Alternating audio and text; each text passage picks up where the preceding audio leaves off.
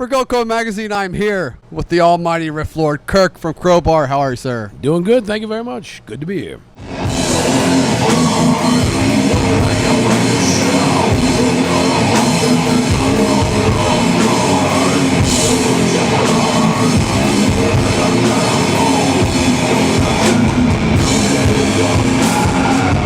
You're obviously here touring in support of the new record that's coming out later next month. Your 11th studio album. Is that kind of crazy that's the 11th? It's not the number 11. It's that it's literally like 115 to 120 songs. I have to count them. And I'm like, geez, this is a lot of fucking songs from one band. Yeah. And I like them all. So Well, you wouldn't put them out if you did. exactly.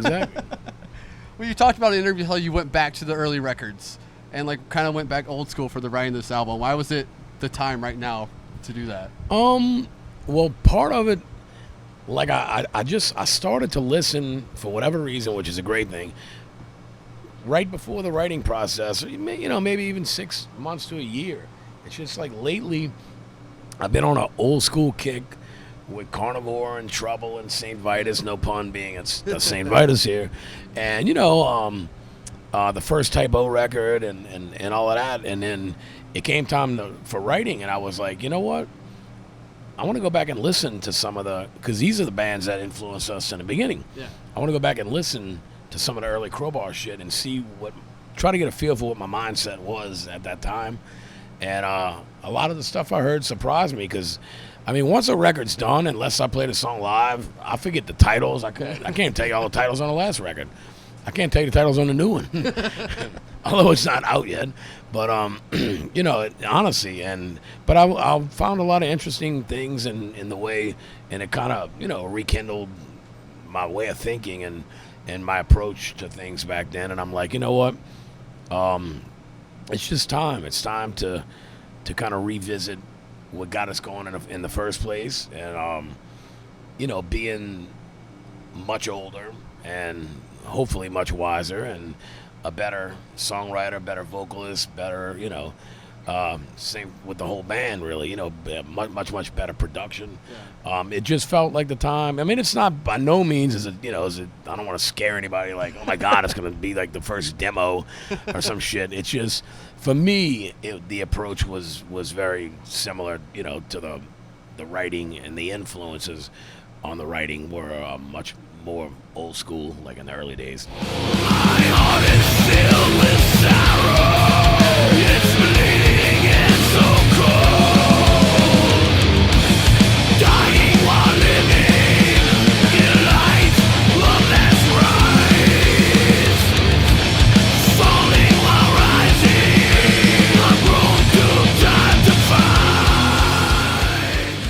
fight. Was it music-wise, like the way you write the riffs? Was it lyric, or was it kind of both, like old school-wise? Music-wise, we kind of we always use the term, no pun on them beer guts, but trim the fat.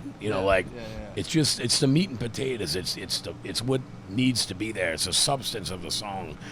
It's not going off into different elements and different things. And the lyrics are much more in tune with today, the way I feel today.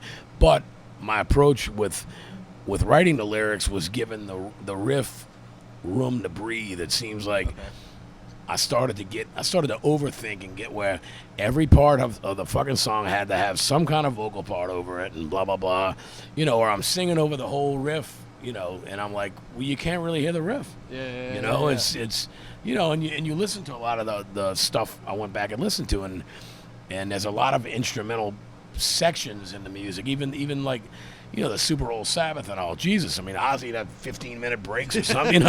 It's like, get water. You don't have to, it doesn't have to be overkill. Not the band that we're about to go on tour with. But, it doesn't. You don't have to overthink it. And I think giving the riffs room to breathe made the songs better to me. Yeah. Very cool. Now, obviously, you're playing some new stuff live right now. How many? Not yet. Not yet? No, what happened? Oh, come on. Well, we do have an excuse. All right, there we go. Todd didn't play on the record, Sexy T. True. He's Yeah, back. yeah. So I did the bass. Jeff Golden, our previous bassist, had done about half, and I'd done about half. So, you know, when it just didn't work out with Jeff, I went back and knocked out the bass real quick. And Todd was, you got to realize, he hadn't been on stage in over 16 years. Wow. He had quit playing bass for about 14 and a half years. So he was back getting his chops up, which, believe me, they're where they should be. But, you know, when we left for the tour with Carcass, supporting them, it was like, look, let's just make sure Todd's got, you know, because we had some off-day shows where we had the headline, let's make sure we got an hour and 10 minutes worth of stuff. I mean, we do play a lot of older stuff, and he remembered it, but we play, you know, he was only on the first, like, say, 5 albums or whatever, you know. So, I mean, we whatever, you know, it's been quite a few. I mean, he was, you know, he wasn't from Sonic, from 2001 on.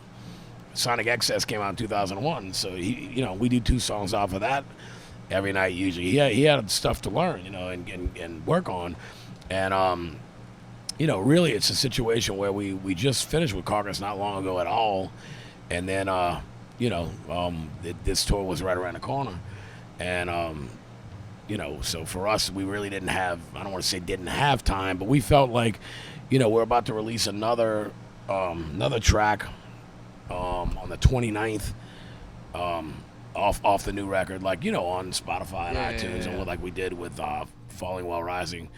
So you know, we want to let the fans get a taste of a bit of this. I think we're going to release a third one as well before the record comes out, but the record comes out 28th of October, and we start up with Overkill in Europe on the 2nd of November. So when we get home, we need to do some homework and get some new material, you know, get the new songs rolling and get them into the set, you know. But it's kind of like almost, because there was a lot of press, obviously, with the new record coming up. It's almost like we're just on the road to be on the road, you know, to tour, to play to the fans, obviously to, you know, make money, but also there's been a lot of press since the beginning of the tour, and which is a good thing. There's more press tomorrow. You know, it press yesterday. It's a good thing. So it's kind of a tour setting up the new record coming out, even though we're not doing tunes off of it yet. And the other reason is, you know, I mean, of course, everybody pretty much has access to the internet and whatnot these days, but I don't want to play a song and have some guy, you know, videotape it on his phone, and then it's on YouTube, and it's the shittiest sounding crap you've ever heard, and this is this people's introduction to the new material. It's like, I want them to hear it on a proper stereo. Yeah, exactly. And I'd be the same way. This is horrible fun. Yeah. You know, so I don't want to mislead anyone with the record. I want them to hear the proper record on a proper stereo before we do it. So we probably won't play anything new until the record comes out. Right on. Well, we've always talked about how you've always been so fucking cool with the fans. That's why I think Crowbar has been, you know, fans go up, they come here every time because you're cool. You hang out, say hello, shake their hands, treat them like normal people, unlike most bands. Why has that always been like such an important thing for you? Because I'm a fan myself. Yeah, it's true. And, you know, it's a situation I was telling Kim earlier in the other interview. You know, like the times that I've met Lemmy, he was always cool as fuck. You know, touring with Heaven and Hell and meeting Tony Iommi and Geezer and, you know, Vinny Appice and Ronnie James Dio, and they were as cool as fuck. So it's like when you meet, I mean, I don't consider you know, to some people, I always tell my daughter that. She's like, "Are you a rock star?" I'm like, "I'm not a rock star." But to people who, my band might be their favorite band. Yes. And to those people, not that I'm a rock star, but I'm very relevant, let's say, to those people. And it's a great feeling when you meet someone that has inspired you and influenced you, and they treat you awesome. Yeah. And it's a shitty feeling when you meet someone you look up to and they're a complete fucking dick. Yeah. So I've tried to make it a long time ago to try my best to always be, you know, nice to everyone. Yeah. Well, I think also we've talked before how you don't think Crowbar's ever been bigger than they are right now out of the whole career. I think that has a lot to do with it as well. Yeah, I mean, you know, we had that hot second, you know, on the self-titled with Headbangers Ball and Beavis and Butthead and things like that. But, you know, after that kind of faded, it's been a slow climb ever since.